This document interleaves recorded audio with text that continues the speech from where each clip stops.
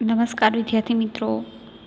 धोरण 8 विषय हिंदी, पाठ 5 सवाल बाल मन के जवाब डॉक्टर कलाम के। विद्यार्थी मित्रों, आनी पहलाना बे भागमां આપણે આ પાઠનો થોડો અભ્યાસ કર્યો હતો। डॉक्टर कलाम का पूरा नाम है डॉक्टर अबुल पाकीर जैनुलाब्दीन अब्दुल कलाम। यहाँ पर प्रश्नोत्तर शैली में डॉक्टर अब्दुल कलाम बच्चों से बातचीत करते हैं। बच्चे कुछ प्रश्न करते हैं और उनके जवाब में डॉक्टर कलाम उसे कुछ महत्वपूर्ण बातें बताते हैं। डॉक्टर कलाम ने अपने बचपन की घटना को बताया था। डॉक्टर कलाम जब 5वीं कक्षा में पढ़ते थे, उसके शिक्षक का नाम था श्री सुब्रमण्यम अय्यर। वह छात्र को लेकर रामेश्वर के समुद्र तट पर ले गए। वहाँ उन्होंने पक्षियों के उड़ने की क्रिया को बताया। यह देखकर डॉक्टर अब्दुल कलाम बहुत प्रभावित हुए और उसको विज्ञान पढ़ने की प्रेरणा भी यहीं से मिल रही है। डॉक्टर कलाम ने भाषा के बारे में भी बताया है। डॉक्टर कलाम का मानना है कि शिक्षा का माध्यम मातृभाषा ही होना चाहिए, क्योंकि विद्यार्थी जिस भाषा में सोचता है उसी में वह अपनी बात अच्छी तरह से प्रकट कर सकता है। लेकिन हाँ, वैश्विक स्तर पर संपर्क बनाने के लिए अंग्रेजी जैसी विदेशी भाषा का ज्ञान भी जरूरी है। साथ ही साथ उन्होंने जीवन में सफल होने का मंत्र भी बताया है। डॉक्टर कलाम हमें बताते हैं कि पहले यह सोचो कि तुम्हें क्या बनना है, उसके बाद अपना लक्ष्य निर्धारित करो। लक्ष्य निर्धारित हो जाने के बाद उस दिशा में कठोर परिश्रम करो।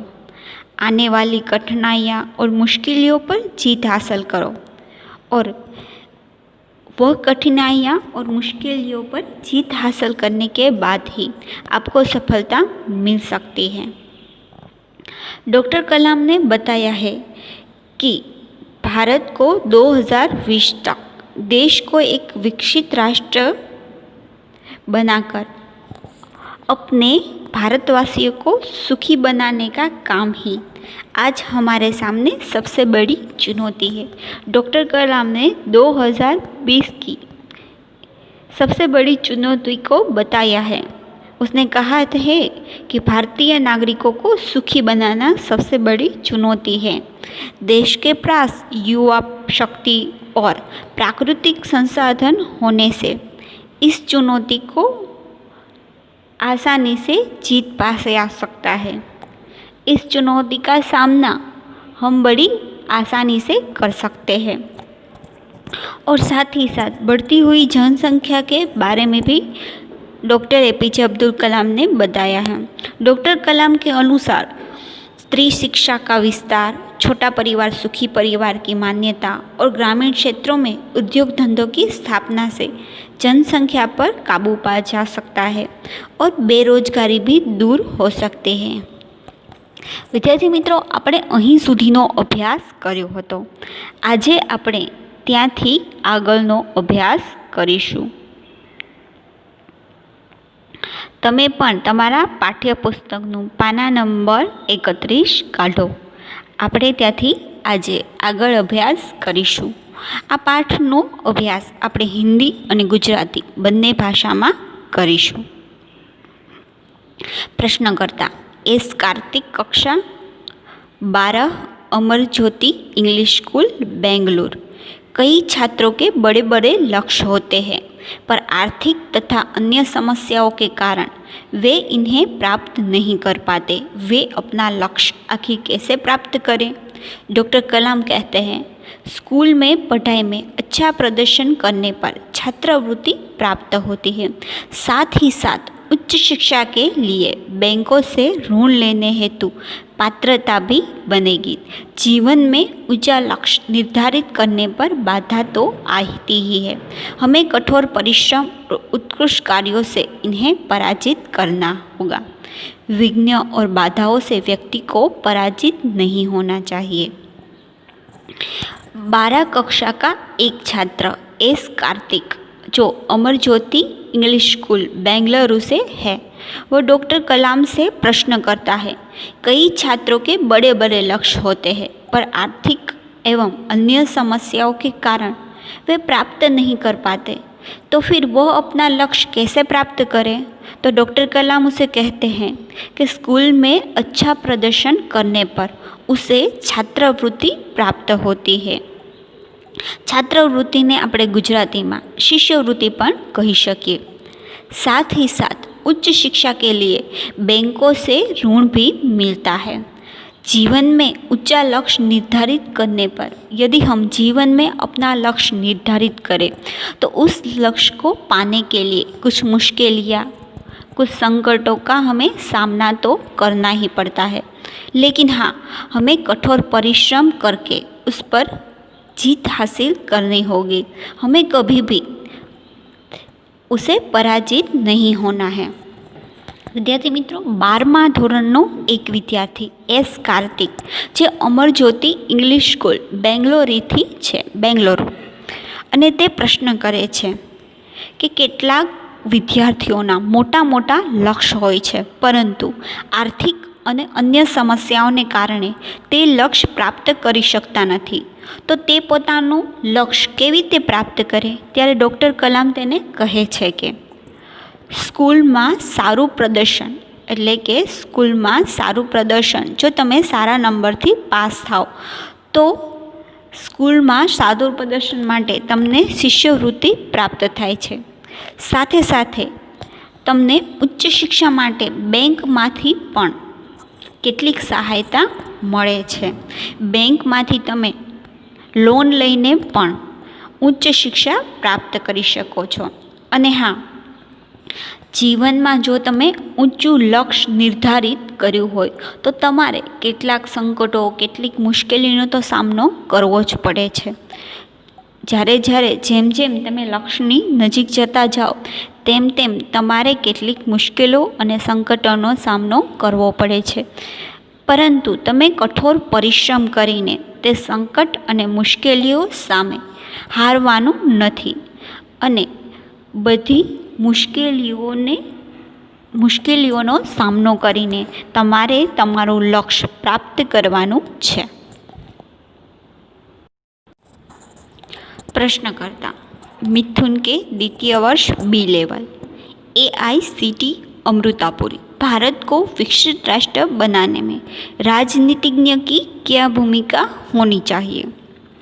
डॉक्टर कलाम कहते हैं, जिम्मेदार राजनीतिज्ञ दूरदर्शितापणु नीतियाँ बनाते हैं।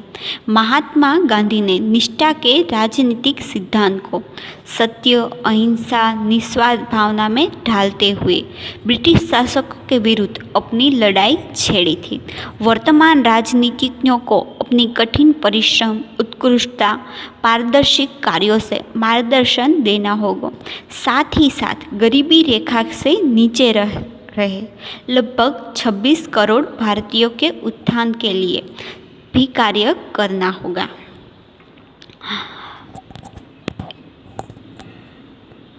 द्वितीय वर्ष का एक छात्र जिसका नाम है मिथुन के, जो AICTE अमृतापुरी से है, वह डॉक्टर कलाम से प्रश्न करता है, भारत को विकसित राष्ट्र बनाने में राजनीतिज्ञ की क्या भूमिका होनी चाहिए? तब डॉक्टर कलाम उसे कहते हैं कि जिम्मेदार राजनीतिज्ञ दूरदर्शितापणु नीतियाँ बनाता है। दूरदर्शिता यानी कि दूर की बात सोचने का गुण। जिस तरह से महात्मा गांधी ने राजनीतिक सिद्धांत को सत्य, अहिंसा, निस्वार्थ भावना में ढालते हुए ब्रिटिश शासकों के विरुद्ध अपनी लड़ाई छेड़ी थी, उसी तरह वर्तमान राजनीतिज्ञों को भी अपने कठिन परिश्रम और उत्कृष्टता और पारदर्शी कार्यों से, पारदर्शिक यानी कि जिसको देखा जा सके, स्वच्छ, उत्कृष्ट यानी कि उत्तम, उत्तम कार्यों से मार्गदर्शन देना होगा। साथ ही साथ गरीब रेखा के नीचे रह रहे लगभग 26 करोड़ भारतीयों के उत्थान के लिए, उत्थान यानी कि उत्तम, ऊपर उठाना, साथ ही साथ गरीबी रेखा से नीचे रह रहे 26 करोड़ भारतीयों के लिए भी कार्य करना होगा। વિદ્યાર્થી મિત્રો, મિથુન કે જે બીજા વર્ષમાં ભણે છે, જે IAICT અમૃતાપુરીનો વિદ્યાર્થી છે, તે પ્રશ્ન કરે છે કે ભારતને વિકસિત રાષ્ટ્ર બનાવવામાં રાજનીતિજ્ઞની શું ભૂમિકા હોવી જોઈએ? ત્યારે ડૉક્ટર કલામ તેને કહે છે કે જે જિમ્મેદાર રાજનીતિજ્ઞ છે તેનામાં દૂર જોવાની દ્રષ્ટિની સાથે સાથે દૂરદર્શિતાપણાવાળી નીતિ પણ હોવી જોઈએ, જેવી રીતે મહાત્મા ગાંધીએ સત્ય, અહિંસા અને નિસ્વાર્થ ભાવનાથી બ્રિટિશ શાસકોના વિરુદ્ધમાં લડાઈ લડી હતી. વર્તમાન સમયના રાજનીતિજ્ઞએ પણ કઠોર પરિશ્રમ, પારદર્શી કાર્ય દ્વારા માર્ગદર્શન દેવું જોઈએ. સાથે સાથે જે લોકો ગરીબી નીચે રહે છે, એટલે કે 26 કરોડ ભારતીયો માટે કામ કરવું જોઈએ. પ્રશ્નકર્તા સી નંદિતા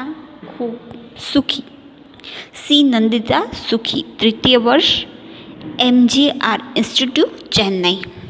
रक्षा की दृष्टि से 2020 का लक्ष्य पाने में महिलाओं की क्या भूमिका हो सकती है? डॉक्टर कलाम विजन 2020 में रक्षा अनुप्रयोग के क्षेत्र की महत्वपूर्ण प्रौद्योगिकी विकास पर विचार किया गया है। राष्ट्रीय सुरक्षा की बात भी विजन 2020 का एक अभिन्न अंग है। सशस्त्र सेनाओं में नियुक्ति के लिए पुरुष और महिलाओं के आधार पर कोई भेदभाव नहीं किया जाता। तीनों सेनाओं में पर्याप्त महिला अधिकारी नियुक्त है।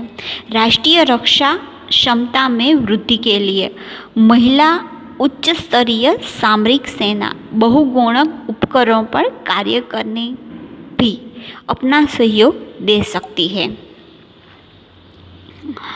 सी नंदिता सुखी, जो तृतीय वर्ष MGR इंस्टीट्यूट चेन्नई से है, वह प्रश्न करती है कि रक्षा की दृष्टि से विजन 2020 का लक्ष्य पाने में महिला की क्या भूमिकाएं हो सकती हैं? तब डॉक्टर कलाम उसे कहते हैं कि विजन 2020 में रक्षा के अनुप्रयोग के क्षेत्र की महत्वपूर्ण प्रौद्योगिकीय विकास पर विचार किया गया है। राष्ट्रीय सुरक्षा की बात भी विजन 2020 का एक अभिन्न अंग है। सशस्त्र सेनाओं में नियुक्ति के लिए पुरुष एवं महिला में कोई भेदभाव नहीं किया जा सकता।